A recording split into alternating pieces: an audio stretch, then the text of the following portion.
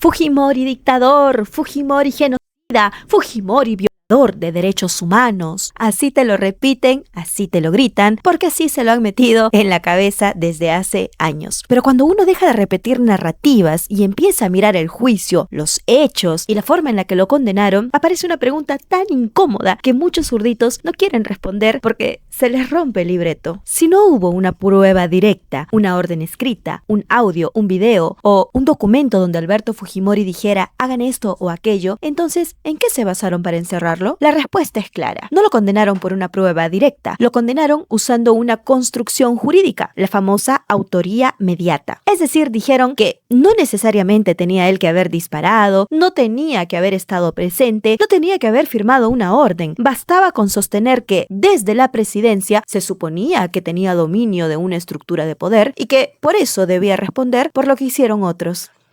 Es decir, si pasó durante tu gobierno, entonces es culpa tuya. Pero no hay pruebas. Sí, pero tú eras el presidente. Ese es el punto. Y ahí es donde empieza la narrativa que nos han vendido durante años. Te hablan, por ejemplo, de los abusos cometidos por algunos militares o policías, pero usan esos abusos para desviar el foco del verdadero origen del terror en el Perú. Porque sí, hablemos claro, hubo malos militares, hubo malos policías, hubo gente que se aprovechó del caos para abusar, ejercer poder, cometer excesos. Yo no estoy defendiendo a esas personas. El que cometió un abuso, que responda. Pero una cosa es reconocer abusos y otra, muy distinta, es permitir que esos abusos sean usados para borrar al verdadero criminal de la historia, el terrorismo. Terrorismo que no empezó con Fujimori. Esto empezó en 1980. Y para ser más exactos, el 17 de mayo de 1980 en Chuschi, Ayacucho. Sendero Luminoso quemó ánforas electorales y dio inicio a su llamada Guerra Popular. ¿Y quién gobernaba en ese momento? Francisco Morales Bermúdez. Y Fernando Belaúnde Terry era quien asumiría el poder el 28 de julio de 1980. Entonces que no nos quieran vender el cuento de que Fujimori inventó el conflicto. Fujimori no creó el incendio. Fujimori recibió un país que ya llevaba años ardiendo. El Perú no entró en el caos porque un militar se levantó un día con ganas de cometer abusos. El Perú entró en el caos porque los terroristas le declararon la guerra al Estado, a los campesinos, a los policías, a los militares, a los alcaldes, a los dirigentes populares, a los empresarios, a los niños, a las mujeres embarazadas, a los padres, a las madres, a las familias, a todos los peruanos. Y acá viene el dato que les duele. La misma Comisión de la Verdad y Reconciliación, sí, la misma CBR, que no fue precisamente muy amiga del fujimorismo, sino todo lo contrario, reconoce que Sendero Luminoso fue responsable de más del 54% de las víctimas fatales reportadas y estima que Sendero provocó 31.331 víctimas fatales. 31.331. Y si esa CBR reconoce esa cifra, yo, como opinión personal, estoy convencida de que el daño real fue todavía mayor, muchísimo mayor, porque ya sabemos cómo estos sectores han intentado lavarle la cara a los tucos, maquillarlos, suavizarlos y venderlos como si hubieran sido luchadores sociales con mala suerte. No, señores, no eran luchadores sociales, eran terroristas. Y cuando Fujimori llega al poder, Sendero no era un grupito de revoltosos con pancartas. Sendero estaba en su mayor expansión, con presencia territorial, estructura criminal y una estrategia para tomar el poder. No querían protestar, querían tomar el poder por las armas. Y en una situación de guerra, señoras y señores, la gente muestra lo que verdaderamente es. Algunos mostraron valentía y otros mostraron miseria. Algunos militares y policías sí defendieron al país, otros se desviaron y cometieron abusos, pero el escenario de muerte,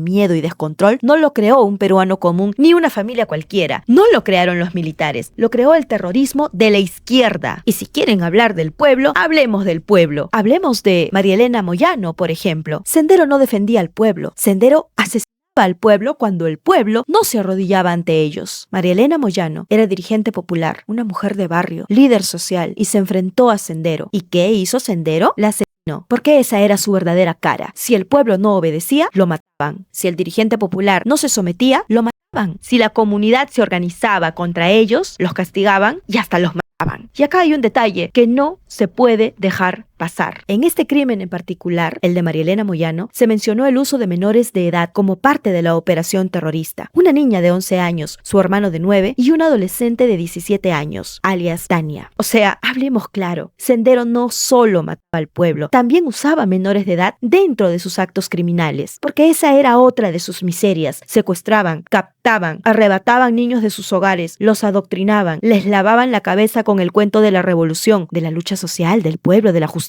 para terminar metiéndolos en una maquinaria de muerte. Les anulaban la conciencia, les metían odio en sus corazones, les enseñaban que matar podía ser correcto si el partido así lo ordenaba. Y ahí yo quiero que piensen las madres, sobre todo aquellas que todavía repiten discursos de izquierda como si esto hubiera sido una lucha social romántica. ¿Cómo te habrías sentido tú si un grupo de miserables te arrebataban a tu hijo, le llenaban la cabeza de revolución, de odio, de consignas, de tontería y media, y luego lo convencían de ayudar en el asesinato de una persona inocente? Porque, ¿cuál fue el delito de María Elena Moyano en la cabeza enferma de estos terroristas? ¿Cómo habrías estado tú si convertían a tu hijo en un instrumento de un crimen? Porque eso hacía Sendero. No solo destruía a sus víctimas, también destruía a los niños que utilizaba. Los convertía en mensajeros, vigilantes, cargadores, piezas de contención, carne de cañón y sí, futuros asesinos.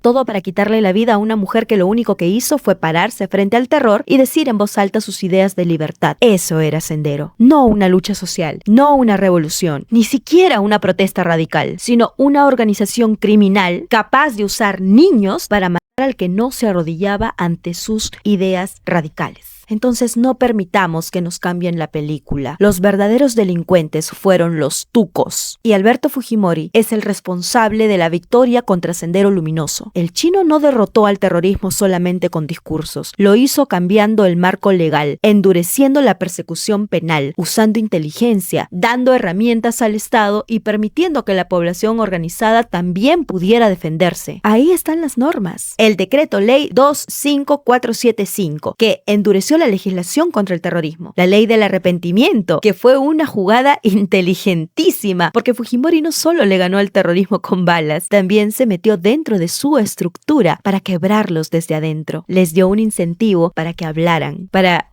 que se delataran, para que entregaran información, para que se traicionaran entre ellos. Y sabemos los fanáticos y leales que solían ser estos miserables. Aún así, Fujimori encontró la forma de romperlos. Hizo que la propia estructura terrorista empezara a rajarse desde adentro. Eso es estrategia. Eso es inteligencia política. Eso es entender que al terrorismo no solo se le combate en el campo, también se le destruye por dentro. Y también está el reconocimiento de los comités de autodefensa. El Estado reconoció legalmente a los peruanos que estaban abandonados en sus comunidades y que tenían que defenderse de los ataques terroristas. Y con eso les dijo, ustedes no están solos, ustedes tienen derecho a organizarse, ustedes pueden defender su comunidad, ustedes pueden evitar la infiltración terrorista y apoyar la pacificación junto a las Fuerzas Armadas y la policía. Porque mientras algunos hablaban bonito desde Lima, allá en los pueblos, la gente tenía que escoger entre arrodillarse a Sendero o defender a su familia. Y Fujimori les dio un marco para defenderse. Esto por nombrar solo algunos de los actos del chino contra los tucos. Y claro, también está la captura de Abimael Guzmán. El golpe operativo lo dio el GEIN, el Grupo Especial de Inteligencia de la Policía Nacional. Policías que hicieron un trabajo histórico. Esto durante el gobierno del chino. Vamos, zurditos, díganlo, ustedes pueden. Porque para acusarlo sí lo hacen responsable de todo lo que pasó durante su gobierno, pero para reconocer la derrota del terrorismo, ahí sí se hacen los desentendidos. Qué conveniente, ¿no? Si pasó algo malo, Fujimori culpable. Si cayó Abimael, no, eso fue otra cosa. No, pues, la historia completa o nada. Entonces, ¿por qué durante tantos años nos contaron solo una parte de la historia? ¿Por qué nos hablaron tanto de los abusos de algunos malos elementos del Estado, pero tan poquito del origen real de esa guerra? ¿Por qué? ¿Por qué? ¿Por qué se intentó convertir a Fujimori en el gran responsable moral de todo, mientras se suavizaba o se relativizaba el papel de los terroristas? Ese es el relato que tenemos que romper. Porque una cosa es pedir justicia para quien fue víctima de un abuso, y otra muy distinta es usar el dolor de esa víctima para reescribir la historia y poner al Estado peruano como si hubiera sido el villano principal. No, el villano principal fue el terrorismo. Y si vamos a hablar de Fujimori, hablemos completo. No solo del juicio, no solo del Grupo Colina, no solo de la condena construida con indicios. Hablemos también del presidente que cambió las reglas, enfrentó al terrorismo y entregó un país pacificado. Porque la historia no se cuenta completa cuando solo se acusa al que derrotó al terror y se baja la voz cuando toca hablar de quienes sembraron ese terror. Y esa es la trampa en la que han caído como moscas tantos zurditos confundidos. Convertir al vencedor del terrorismo en villano y al terrorismo en lucha social. Conmigo esa película ha pasado por filtros que en realidad son datos que no me permiten caer, como si muchos han caído gracias a su buenismo.